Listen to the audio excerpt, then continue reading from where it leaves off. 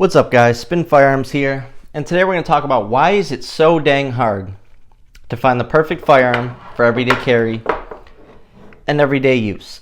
And now, the number one reason I would say is we are influenced a lot by what we see online.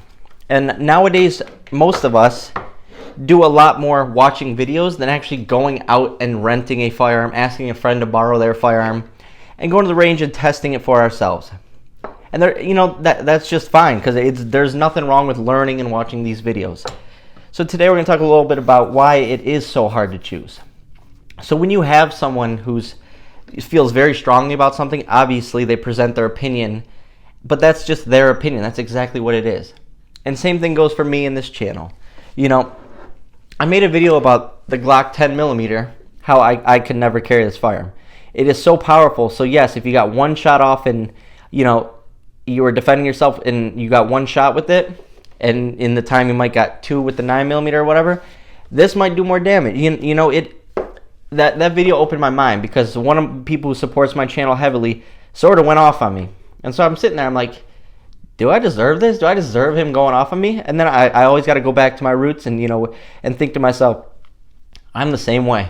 I feel very strongly about my everyday carry firearm. Very strongly, and there's a lot of people that hate this thing, and a lot of people that would criticize aftermarket parts. I had someone point out to me, they're like, you added all that stuff, a nice apex trigger, suppressor height sights, optic ready slide, all this stuff, and then you went with a Bear Creek Arsenal barrel. And I was like, dang dude, did you have to roast me? Did you have to point that out for everyone else? I was sort of like, cover up the barrel. No, and it's not that there's a reason for that. To be honest, I was building P80s, and I bought a bunch of crappy barrels, to be honest. And they're not even, sorry, I shouldn't say crappy. They were actually great barrels. I wouldn't carry a Bear Creek Arsenal barrel on my firearm unless it was good, unless it functioned. This thing has lasted 9,000 rounds. This is an aftermarket barrel. I think I paid $70 for it. It's been amazing. It's been unbelievable. It's accurate. It's everything I want in a carry barrel because I built this from the frame up. So I didn't start with an OEM barrel. Could I take my OEM barrel for my Gen 3? Of course. Could I take my TTS custom barrel that I have in my home defense? Of course. But to be honest, there's no need. This is a great barrel by a great company. But some people are just roasting me for the price I paid for it, and it is what it is, but it works. So I just had to think to myself, I'm not going to snap back. I'm going to sit back and say, you know what? I respect that. Like if you are confident enough with a 10mm, who am I to say something to you? And we do all get in a bunch of arguments down in the comments about what's the best firearm and why, and I enjoy that actually.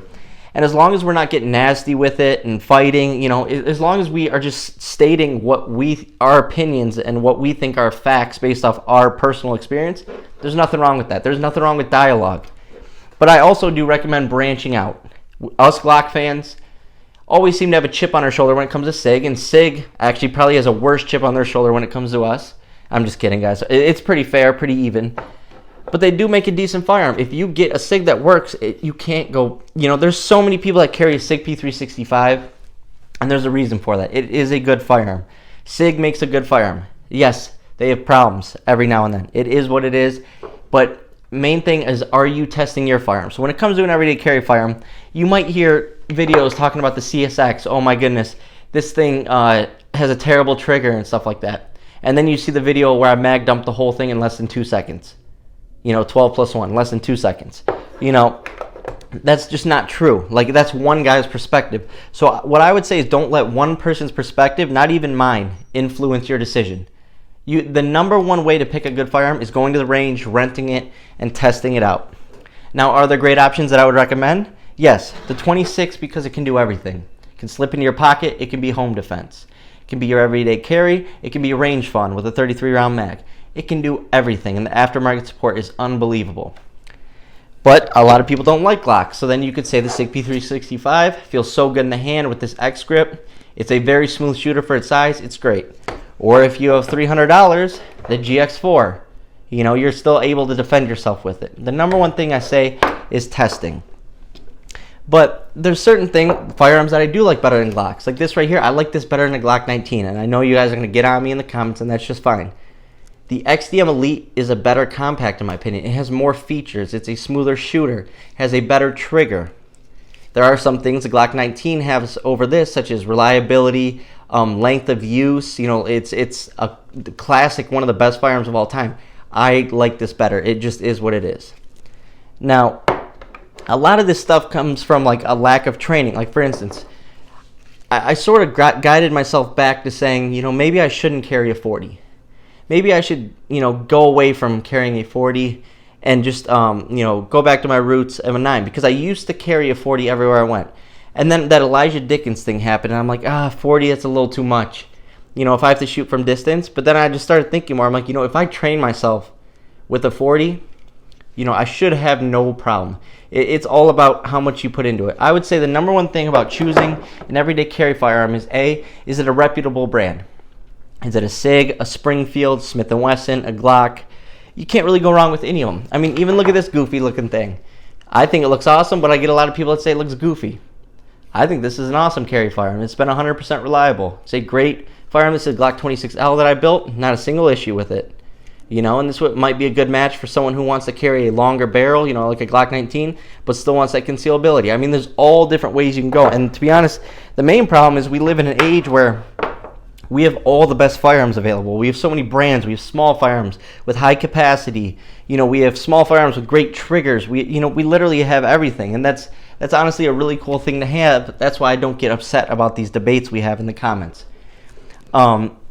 There's really, like, I get people asking me, you know, what should I get? What should I get? And I want to just say Glock 26, Glock 26.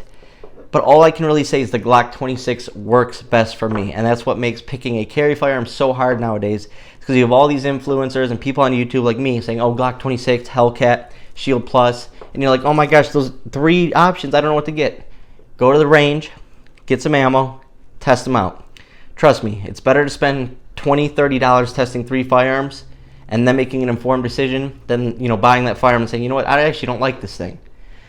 So nowadays it is hard, but the only thing, see, here's the thing, you can have the same exact hands as me, same length fingers, you know, fat little sausage fingers like mine, and pick up the same firearm and think it's complete crap compared to how I think it's the greatest. You could pick up a Glock 26 and say, this sucks, it doesn't feel right in my hand, blah, blah, blah.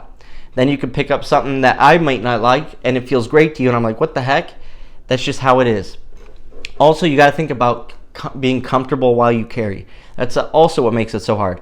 Do I want a bigger, heavier firearm that I feel more comfortable shooting, less recoil? But at the same time, you got to realize it's going to be harder to conceal. For me, concealing it is a big deal. I like to be able to conceal my firearms, not have anyone else have the drop on me. I want to be the only person in the room that knows, and I want to keep other people guessing. So I try and stay with a smaller firearm. And for me, it's hard to conceal this way. Some people carry a full 19X with a 19-round mag, and that's just fine. It just doesn't work out for me. So when people in the comments say, "Oh, that's, you know, it's ridiculous, you can't conceal it," I've made videos showing how I can't even conceal a Glock 19 very good. So, you know, I like making these longer videos. It was a great recommendation from someone. I like it because I'm not trying to jam all this stuff in one video. We can slowly touch on each point, and that's the thing. There are great things about all these firearms you see in front of you. I mean, there's really nothing wrong with any of them, to be honest.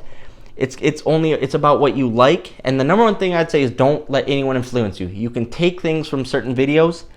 You can take things that you think you'll like, but I would say test them. But don't forget, worst case scenario, you can always get a Glock 26. No, I'm just messing with you guys. Thanks for watching.